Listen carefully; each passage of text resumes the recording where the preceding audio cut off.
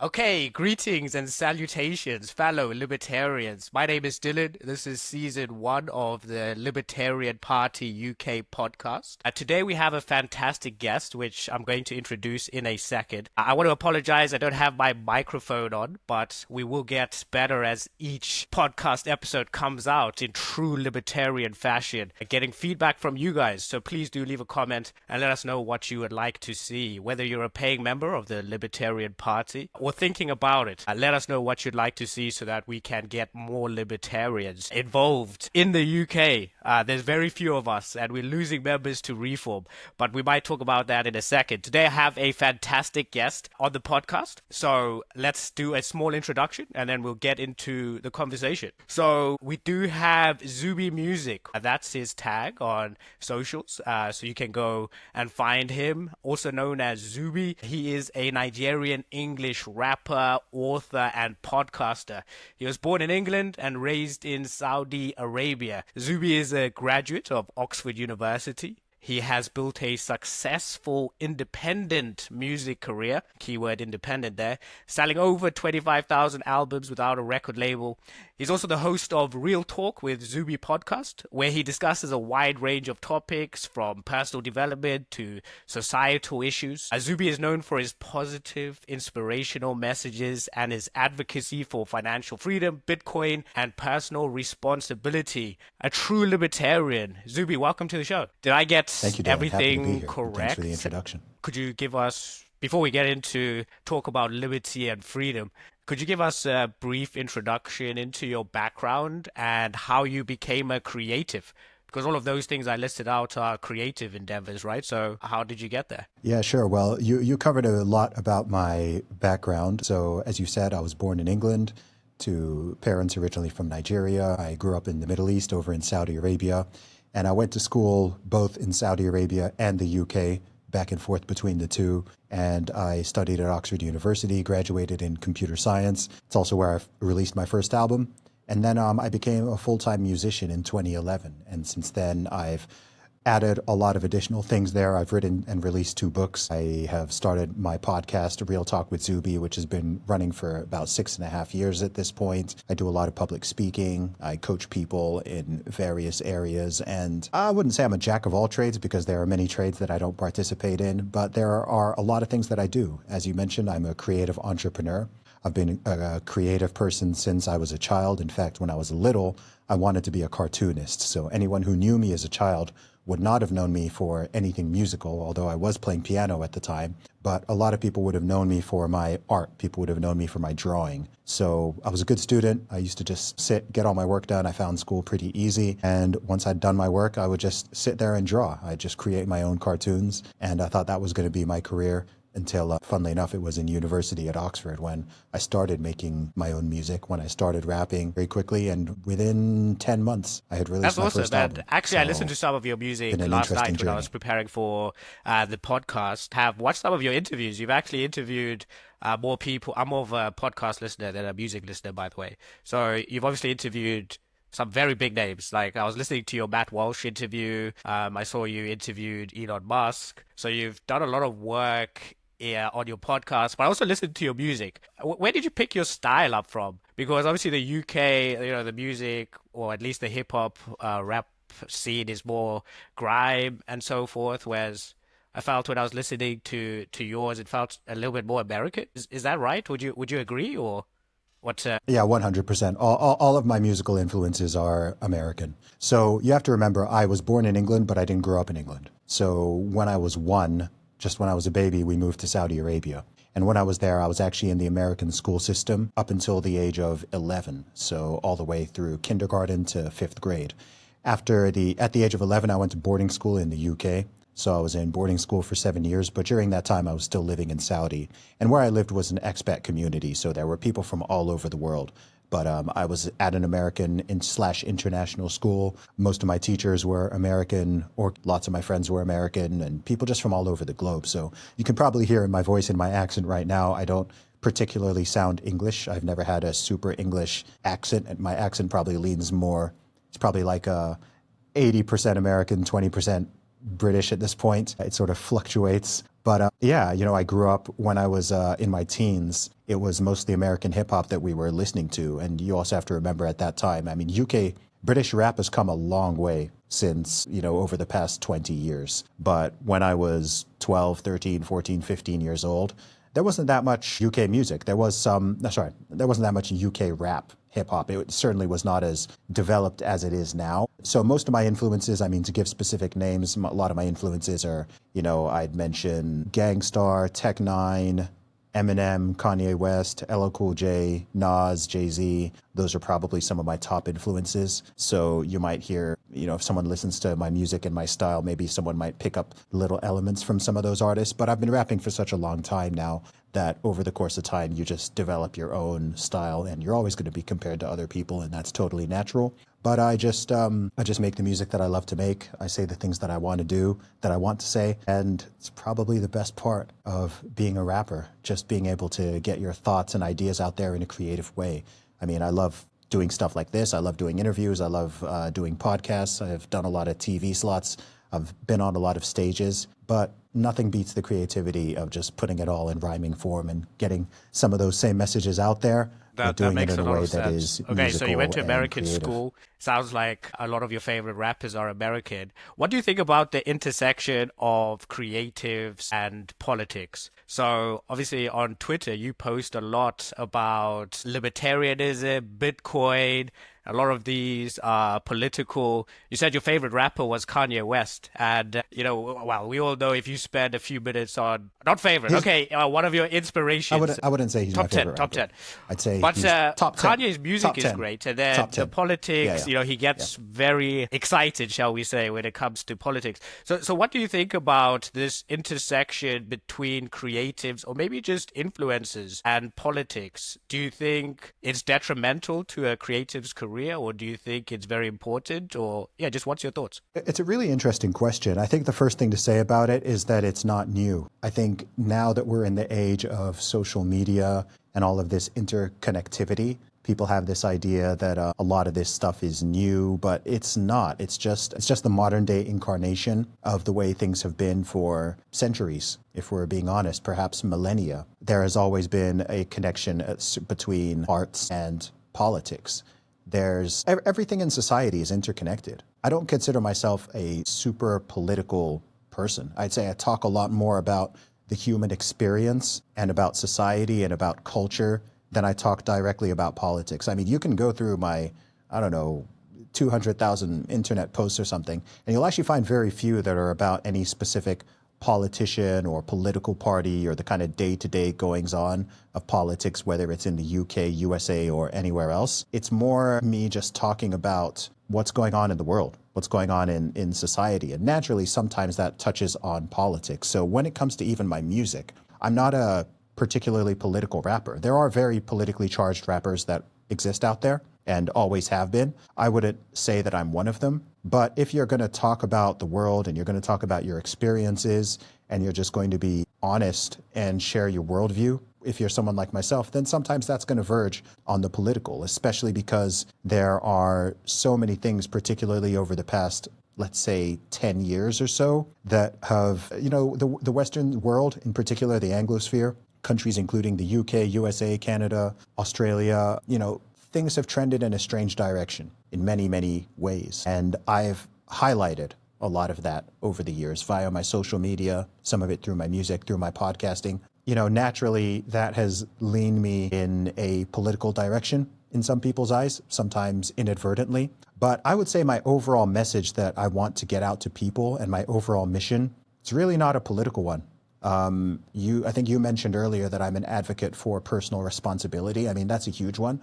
That's not something that I feel necessarily should be politically charged, but we live in a day and an age and a current climate where just believing in personal responsibility and advocating that people are not just about their rights, but they're also about their responsibility, that's somehow controversial. We've lived through time periods, particularly 2020 to 2022, with all of the lockdowns and the insane mandates and all of these things going on around the globe with the situation I politely refer to as the scamdemic. And that was the greatest attack on liberty and basic human rights that has taken place in my lifetime. I'd say in most of our lifetimes, like that was not something.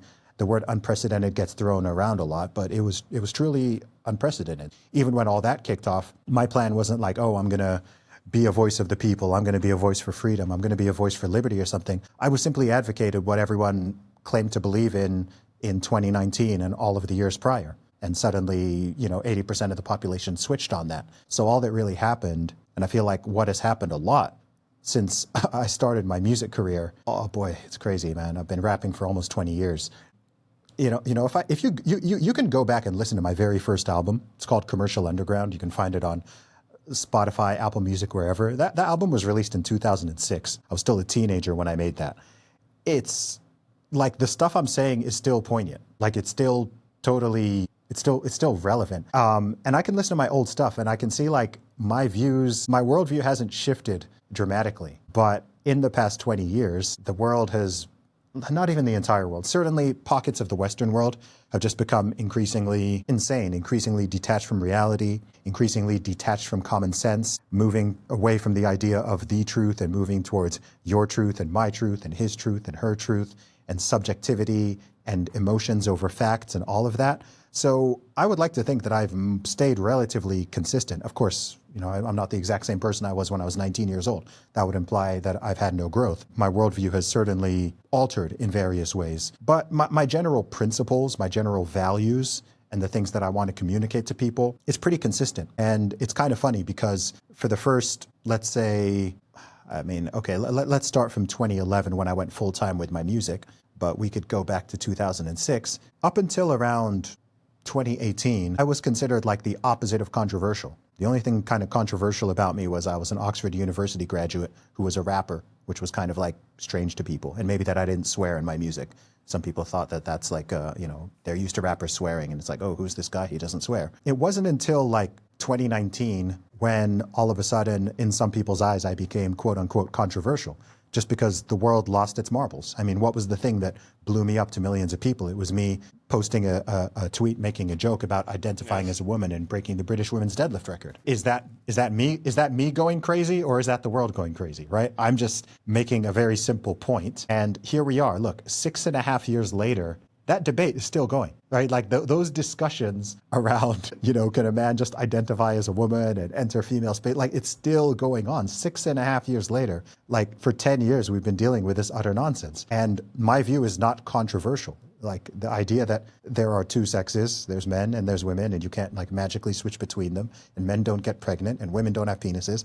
None of this was controversial to anyone not so long ago. And around most of the world, it's not controversial to anyone. But we've just been living through this very, very stupid time. COVID was a very, very stupid time as well. So just by speaking common sense publicly and having the courage and the communication skills and articulation to do that in a way that it resonates with people, it's quite amazing how that alone can, elevate you to millions of followers and so many opportunities, but also just massively inspire and impact so many people's lives.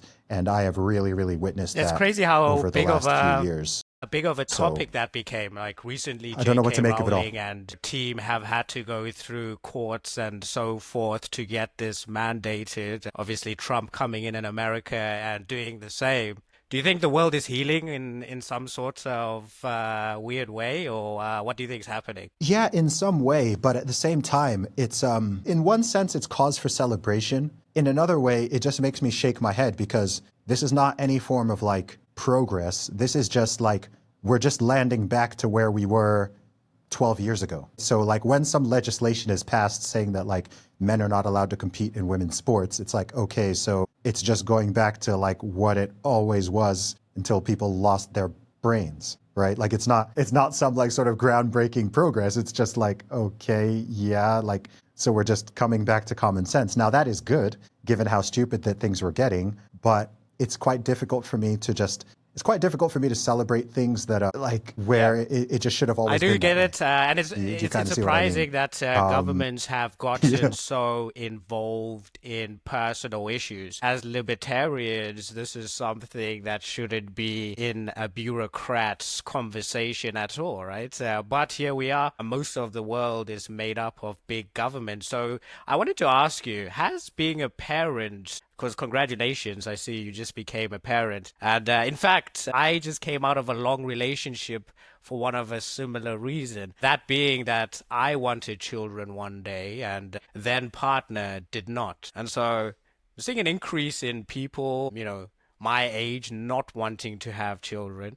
So congratulations for you to you and your family for your recent birth. It's a son, right? That you have, is it? Is that right? Awesome. Does that change your political Yeah, views yeah, in any way? Do you yeah, become a yeah. little bit more conservative, do you think? Do you view things in a different way since your child was born? Do you think it plays a part? It's a fantastic question. I think the answer is yes, but I also think the answer is I was already there. It's not like the past 2 months have suddenly shifted my worldview in some massive way. It's more just like increased skin in the game. And I'll tell you one thing that it has done is it has narrowed my focus even more because I have less time to waste. Not that I was wasting time before, like I'm a very industrious, hardworking person, but it makes me like more, how would I put it? Like a huge part of my mission and continues to be is just positively impacting and inspiring as many millions of people around the world as I can through my words and through my actions. And that hasn't changed, but it's narrowed my focus somewhat of just like, you know what, like I'm here to wake the sleeping lions. I'm not here to wake up sheep. So sheep are going to be sheep, right? And some people just aren't going to get it and they're not going to share my worldview. They're not going to, like, you cannot save everybody. Sometimes people go crazy because they want to save everyone. They want to, and it could be on any topic, right? It could be a religious thing for some people. It could be wanting to expose the inner workings of politics. It could be wanting to orange pill everyone into Bitcoin and expose the scam of central banking and this and that. Like, if you've got something that you think that you see the truth on, and most people don't, it's natural to want to like share that to people. And it's also natural to get frustrated when they don't care or they don't understand or they dismiss it or whatever it is. It's like, man, I'm trying to wake all these people up. So I think something that has shifted is you're just like, look, I'm really like looking out for, I've always looked out for myself, not in a selfish way, but I've always looked out for myself and, my immediate family. But it's like, look, I've got my own family. I've got my own child now.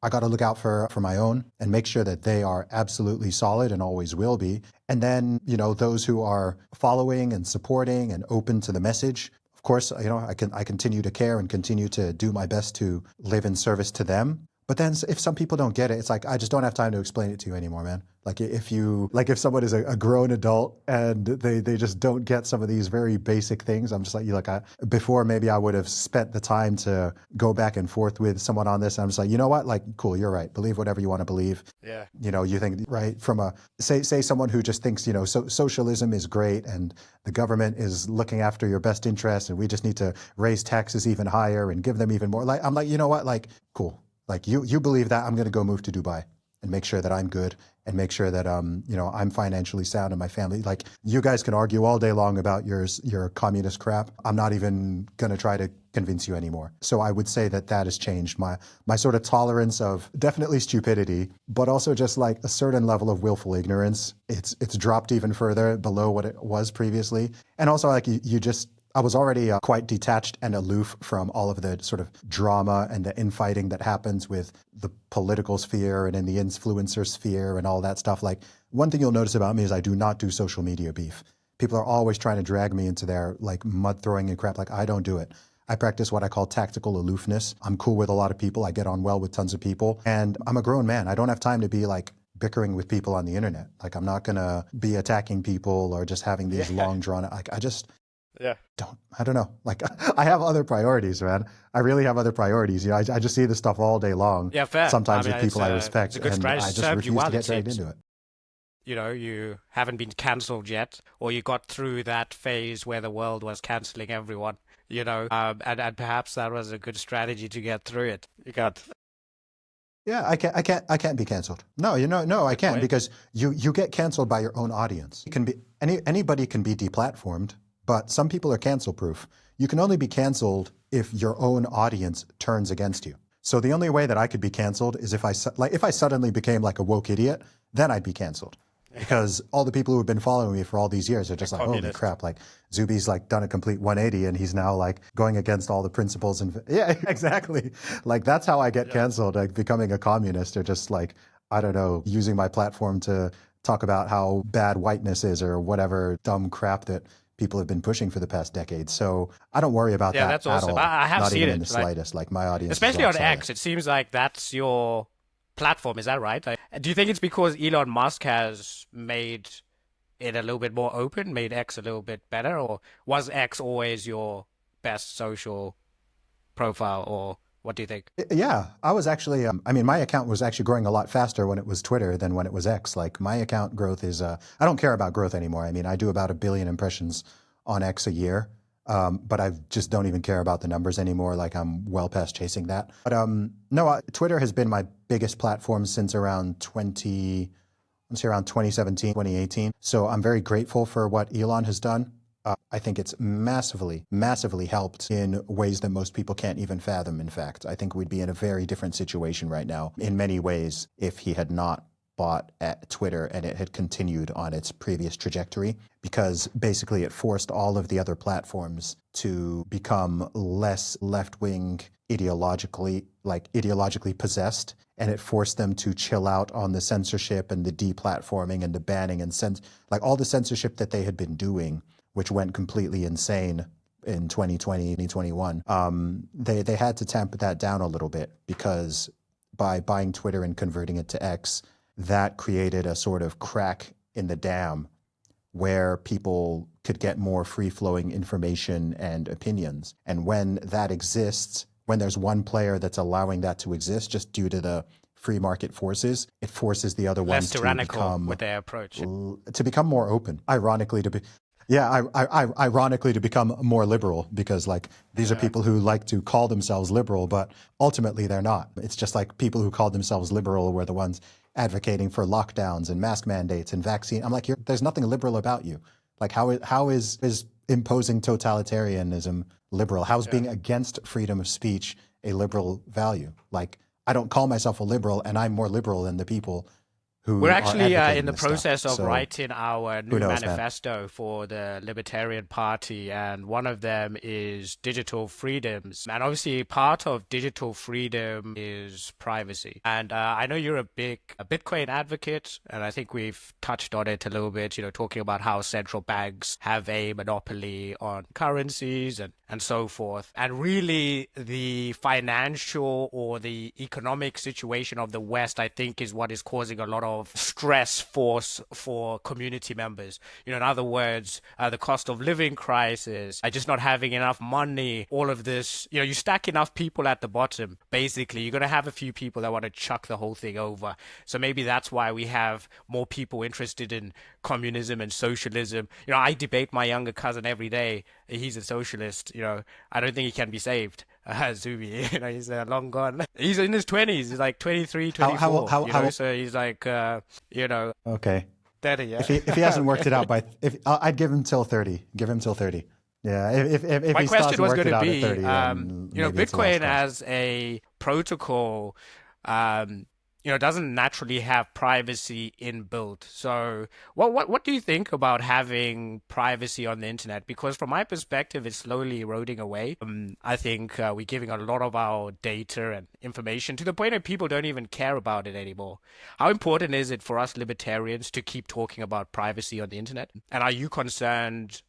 Does having a child change your perception on privacy? Because one of the biggest arguments, right, around not having privacy is, you know, there's a lot of dangerous stuff on the internet, blah blah blah. So we should have some control mechanisms. And I think a lot of people that might buy into that argument, perhaps as parents, right? So what do you think about it, or just having privacy on the internet? Yeah, it's a huge question. I'll give you the honest answer.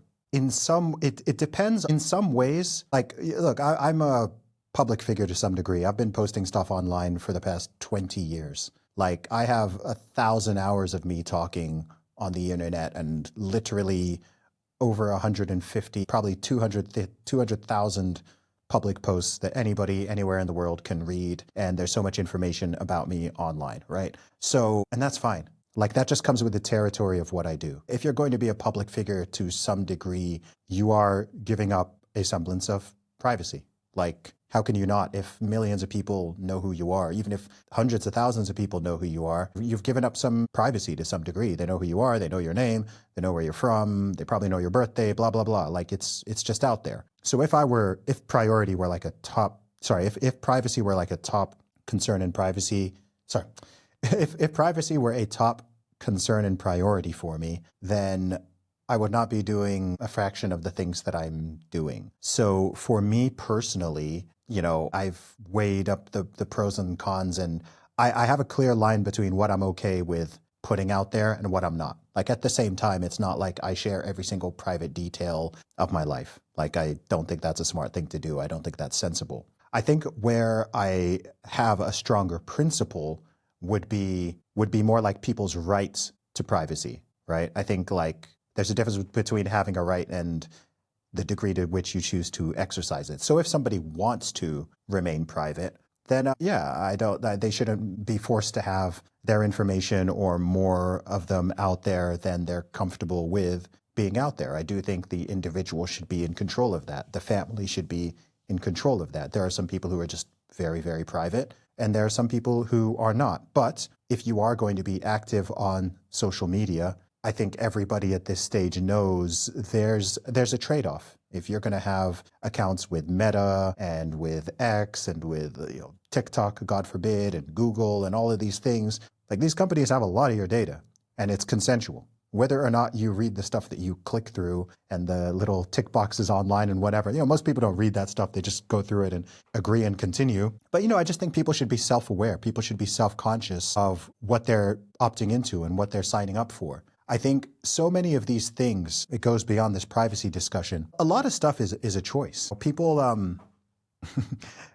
demand all of these rights, but people often try to shift the responsibility to someone else. So people want to be mad at whether it's the smartphone manufacturers or the big tech companies or the government or this person or that person. People want to get mad at them for stuff that they voluntarily have done themselves in many cases. Now, there are a lot of reasons to be upset at some of these institutions, but I don't think a good reason is that it's like that thing where, I don't know, someone eats too much fast food and then they want to sue McDonald's for making them fat, or they want to sue the advertising companies for promoting delicious food to them, or it's just like, bro, like that's on you. No, but nobody is right. Like you're making a conscious voluntary choice to consume certain things. Yes, I'll give a better example, which actually applies to more people. Just the way people use social media. You hear a lot of people all the time. I see people on social media, funnily enough, complaining about social media, complaining about smartphones, complaining about the algorithm, this and this and this and this. They're literally choosing to follow certain accounts. They're choosing to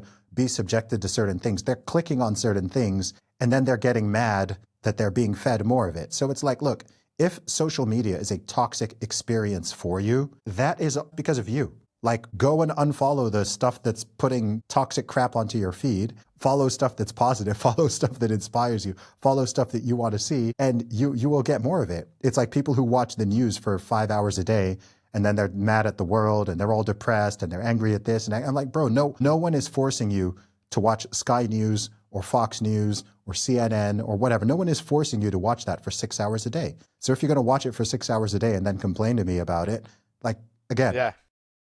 I'm low tolerance on that. I'm just like, bro, like, well, I was actually asking man. about Like, privacy because it leads on to the responsibility topic that I wanted to talk to you about. So, for example, within Bitcoin, privacy is not inbuilt into the protocol or Bitcoin's protocol. It's public, it's open source, right? So if you did want some form of privacy, you might have to use something like the Lightning Network or some side chain in order to get privacy on your transaction hashes, right? But a similar thing could be said in other areas. And just to touch on what you said, people want to outsource responsibility, usually to the government, right? So in the case of online privacy, if we have none of it, then we could have a lot of instances. For example, some services are easily banned. Government could subpoena private companies to easily get the data that you think is private. But if you're outsourcing safety responsibility to the government or parental responsibility to the government, then the government needs tools to actually make these things happen.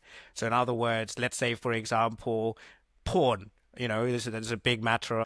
Let's say a society wanted to ban it, then this is something that maybe parents could get involved or get behind because it seems like a great idea. Why would you want your children watching porn?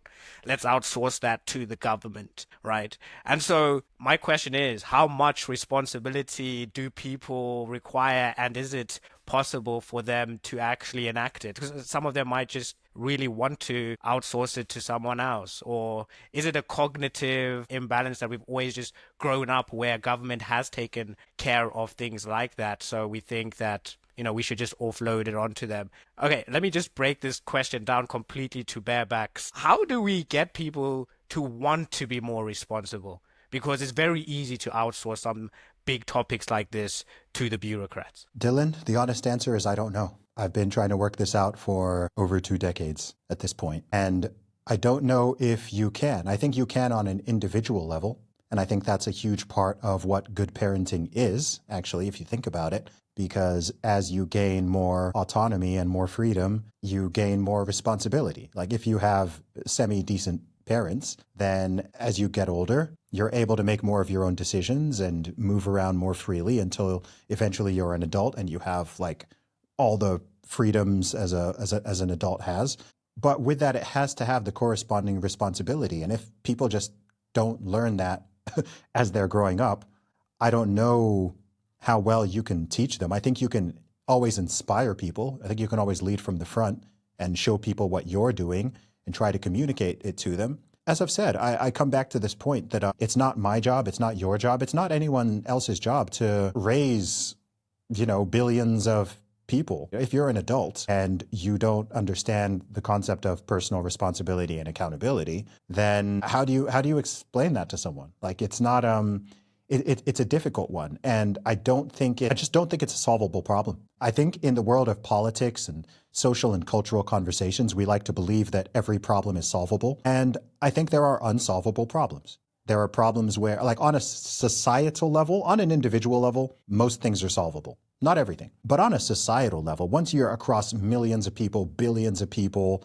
and there's all these differences in everything from intelligence to work ethic to socioeconomic factors to talent to this, like the human beings are so incredibly diverse that if you're going to have a society, say just the UK, in the UK you've got about 70 million people. And those 70 million people are from they're so different in so many ways. And so in order to have a society, you need something that somewhat functions pretty well for everybody without being tyrannical, without things getting too dangerous. You need to have certain guardrails. You need to have freedoms and responsibilities and rule of law. And it's actually extremely complicated, which is why politics is not this like static thing where everyone just agrees on everything. Everyone just agrees on all the laws, on all the norms, on all of the cultural stuff. It's like, no, it's constantly in flux. You've got elements of history, politics, culture, religion, families or lack thereof, individuals. Like it's all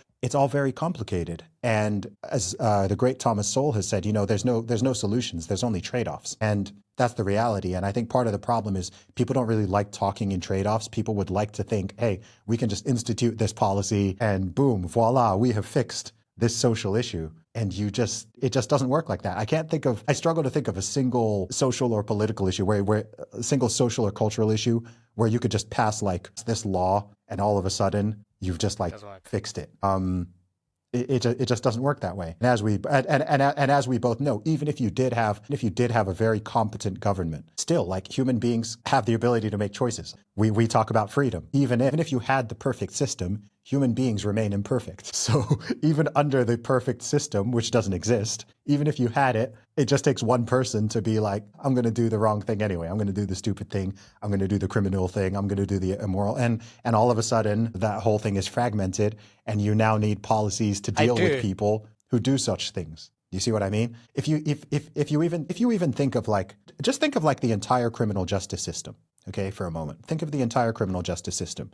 That exists because of a very small minority of the population. Because that population exists and anyone in the population could potentially decide to engage in this behavior, you now need this whole complicated system of laws and courts and prisons and like all of the stuff that's encompassed with it. You know, maybe in a very small community of 20 decent law-abiding people, you don't need any of that, right? Everyone's just like, cool, like we all agree, we're not going to take each other's stuff and we're not going to hurt each other. Cool. You don't need police, you don't need prisons, you don't need like any of that stuff.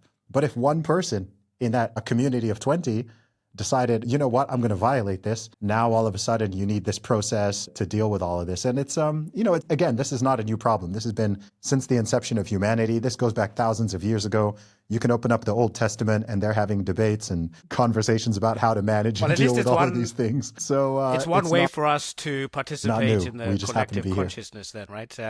If it's been a debate that's been going on for so long, hopefully our voices can have some kind of echo in the noise. It's kind of the reason why anarchists, libertarians don't really get much traction, because that just leads to chaos. You need some kind of rules, or you need some mesh system at the very least, so that everyone knows that, hey, these are the rules of sorts, because you can't play a game without there being some kind of rules. So for the most part, libertarians across the world are minarchists, right? Where they believe that they want, or that they need some kind of government to maintain these smaller issues that arise, perhaps like theft or murder or something like this, something that goes against personal property or liberty. What do you think the limit is? Because in my eyes, I grew up in Africa, by the way, which is one of the most regulated continents out there. So what's the limit? And but for listeners, by the way, the reason why I'm asking Zuby if his ideology has changed is because he's very recently become a parent, and I have not. And I'm wondering I'm trying to explore if there's been a shift there, right? So not that I'm attacking parents in any way, that they, might not be good libertarians, right? I'm just trying to explore the idea. And so do you think there is a need for government? Obviously you do. I think I saw on your profile that you're a minarchist. But most countries have taken it too far. Would you agree? In our current form right now, there are too many rules. So for example, the prisons are filled up with weed dealers, right? Pretty pointless, taking up space for selling some plants, So yeah, what do you think? And has your stance changed as a parent? Yeah, this is I could write an entire book on this subject, because I think it's so nuanced and complicated. And, you have to remember, I live in the United Arab Emirates and I grew up in Saudi Arabia. So on paper, I've spent at least half of my life living in non-democracies. I have voluntarily chosen to live in a country that is not a democracy. I have no political voice in terms of what goes on in the country that I live in. If I live in the UK, I also don't think that my voice really counts for much, but that's another conversation.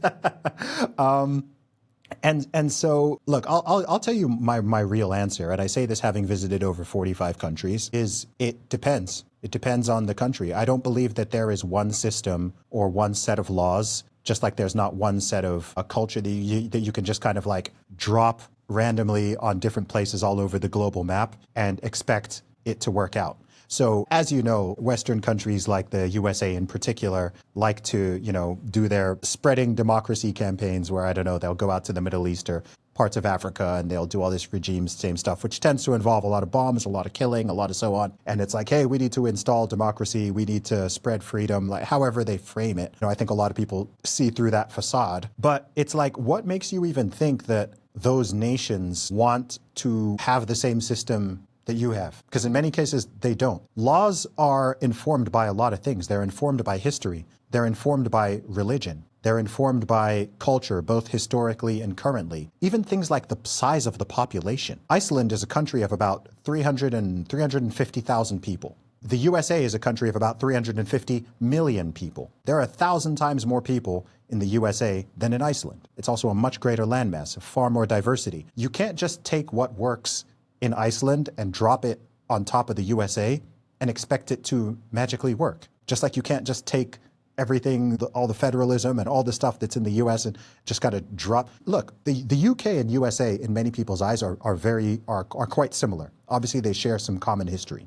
You could just take something as simple as the Second Amendment, the right to bear arms shall not be infringed. Never. Do you think you can just drop that in the UK and it's going to work? No. There's no historical precedent for it. There's no appetite for it amongst the population. If you were to poll people in the UK and say, do you think that UK citizens should be allowed to own firearms just as a fundamental right? Most people will say no, like absolutely not. We don't want that. Right? And so you can't just, and some Americans might think that that is insane. Americans think that that is crazy. I know Americans who won't even travel to the UK because they can't take their gun with them. I mean, I know Americans, like, they won't leave the US period because they can't take their gun with them, because they, and so even that alone, and this is with two countries that both speak English. Much of the US was like, former British colony, people came over from the UK and so on. And even on that one, it's like, that is such a staunch difference. So that's like a good example. So I think every nation, and maybe even like parts of nations, states, cities, they need to work these things out for themselves. Like, I think it's silly for someone to expect Sweden and Saudi Arabia to have the exact same sets of laws and rules, because they have very different populations, very different belief systems, very different histories. And so whilst I tend to lean personally towards less, smaller government, I'm also grounded enough in reality, and I've seen enough of the world, and I've traveled enough, and I've spoken to enough people to know that, okay, like the idea of sort of like an outright anarchist society where let's just not have any government, like, it's a pipe dream. Like, it doesn't, there's a reason that does not, there's 200 countries in the world, and that doesn't exist. Or if it does, it's in like Haiti or Somalia or something where there's been some like freaking military coup and you've like overthrown, right? It's not like, probably the most anarchist places are like literally Haiti and Somalia, because like I don't even think they have functional governments at this point. But I don't see a lot of people, libertarians or not, packing up their bags and moving to Mogadishu. So, there's what people kind of have in their brains ideologically, and there's what is actually pragmatic and practical in the real world. So, I think it's important to have to advocate in a direction towards liberty and freedom. But I also think it's important to just recognize, like, look, we live in a real world, and there's the way that things currently are. And, no matter what political stripe you are, libertarian, left-wing, socialist, conservative, right-wing, far-right, whatever, like, the idea that you're going to just kind of like grab a nation and sort of like rapidly just sort of morph it into whatever you think it should look like, you're not. Like, it's not going to happen. And in fact, when it does happen, I struggle to think of historic examples where like that's been a good thing. I can think of examples where that has happened, but I can't think of ones where it hasn't just led to complete horror and human misery. So I think we need to be careful with these things. I agree. One thing I like about what you've been saying is that, or at least the way you're presenting it, it will lead to more cohesion. Because like you said at the beginning, one thing that's been a big struggle, I think, in the West is this subjective right or wrong spectrum that everyone's trying to walk along. And it creates a lot of hate and infighting and, just a lot of friction amongst each other. Breaks apart families, breaks apart relationships. And we perhaps need to learn how to have political conversations more, properly. So like, for example, me and my cousin, I'm a libertarian, he's a socialist, and, sometimes the debates get a little bit heated, but at the end of the day, we'll still meet up and, shake hands and, try and come to some form of, agreement like that. So do you think, we'll finish it off. What do you think libertarians can do, the very few that there are of us in the UK, to actually attract more people to this ideology of freedom with personal responsibility? Because like you say, we don't want freedom without that, because that's chaos, right? And so how do we, just as your last leaving thoughts, how can we, as a creative perhaps as well, how can we attract more people to the Libertarian Party and perhaps get them to explore the ideas of what it means to be responsible and free? Sure. I think it's a question of communication. Strategy-wise, what I would think, I've never been asked this before. I would think of like 1, 2, or 3 maximum very core fundamental principles or ideas and focus on them. I think if you have a list of like a dozen different ideas that are part of like the ideology or part of the campaign promise or whatever it is, like it's too much for people. I think you want to take like 1 or 2 massive things. Maybe one could be taxation. Maybe the idea that taxation is theft. Go with that. Okay? Strong idea. Okay? Just getting people's heads around that one is is quite a challenge in most cases, okay? So maybe pick like one big idea and work on that. So, okay, cool. Like we're going to focus on the idea of tax, or okay, we're going to focus on freedom of speech and why it's important. And I think the why is important. Something I've learned is sometimes you have to connect the dots for people. I think with most people, if an idea is new to them, you can't just like give them the idea and expect them to connect all of the dots. I think some smart and well-read people can do that, but you have to explain to people how it actually affects them. So for example, let's say I wanted to introduce somebody to Bitcoin. I could explain to you what Bitcoin is and how there's only 21 million and it's not owned by any central bank or government and you can't print more and it's never been hacked and it's decentralized and it's digital money and it's gone up by like 1,000,000%. It's like, I could talk about all of these things, but I think at the core, you have to get to like, okay, how will this benefit you? The person I'm talking to, how is this? Let's say that they are a parent. Let's say it's a father of 3. And I want to explain to him why I think he should care about Bitcoin. I might pitch that very differently than if I'm talking to a 15-year-old, like a 15-year-old. Here's what it is and here's why you should care. So tell people like look, your money is being, we can think of how that conversation would go, right? Like your money is ice cubes, right? Fiat currency, it doesn't matter if it's the pound, it's the dollar, it's the Swiss franc. Like these things have lost like 99% of their value over the past 110, 120 years. And it's going to continue to trend in that direction, right? In 50 years from now, buying a basic house in the UK, like nothing is going to be under $1 million, right? Even earning a 6-figure salary, like that's going to put you, if you're earning 100,000 a year, like that's not going to be worth anything because like we have this recency bias. When my dad first moved to the UK as a medical doctor, he earned £4,000 per year. 4,000 pounds per year. So you want to understand how destructive inflation is. From the early 1970s till now, you've gone from a doctor being able to support a family on 4,000 pounds a year to whatever the heck that number is now. You can look at housing prices and so on. So if you see this and this trend exists all around the world and there's no exceptions, and then you're like, there's this thing called Bitcoin, and it does the opposite. It's literally the opposite. Everything keeps getting cheaper in Bitcoin. So you're looking for a vehicle to store your hard work, store your labor, create generational wealth for your children, for their children, and so on. Here's why I think you should care about this Bitcoin thing. Because if you save in pounds or in dollars or in this or in that, it's guaranteed that is going to lose 7, 8, 10% of its purchasing power every single year. You can inverse this in Bitcoin, and here's why you should care. All right, I think that's a much stronger pitch than explaining all the technicalities and this and this and this and this. But for some other people, but if I'm talking to some like super computer nerd, maybe they want to know about the nodes and the hashes and the decentralization and all that kind of stuff. So coming back to the original question, I think you have to take 1 or 2 core points, and you need to explain to people why they should care and how it will affect their life. I think when there's too many messages and it's all disjointed, and then I think you're people right. just get confused. I mean, when we look at like Reform, who really got behind immigration policy, even Gary Stevenson, who in the UK is getting a lot of traction, his one point is, tax the rich. Obviously, neither of these are libertarians, but they have one message, right? But they have one message that they're driving home. Yeah, and I know his message.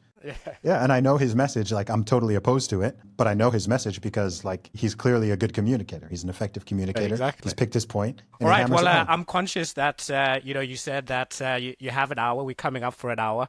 It'll be great if we can come back, get you back for season 2 of the podcast. Season 1, we're going to be introducing a few libertarians like yourself outside of the party, and then also a few party members, just exploring what libertarianism is to different people. But next season, I'd really like to get people back for longer conversations, because even this hour wasn't enough to really go into conversations properly, right? How do you find that? Just quickly on a side note before we go, on your own podcast, how do you find that balance between really digging into conversations or subject matters and then, time, and having people with busy lives and, they need to get on with stuff? How have you been managing that? It's a challenge, man. In most cases, I just try to keep it to the allotted time. I try to keep it to an hour. If I've got an hour and a half, I try to keep it to that. It's never going to be perfect, but like with everything in life, man, Do just your best. when in And doubt, just adapt, do your right? best. So, members, the few that we have, and in the future, the few that we will get.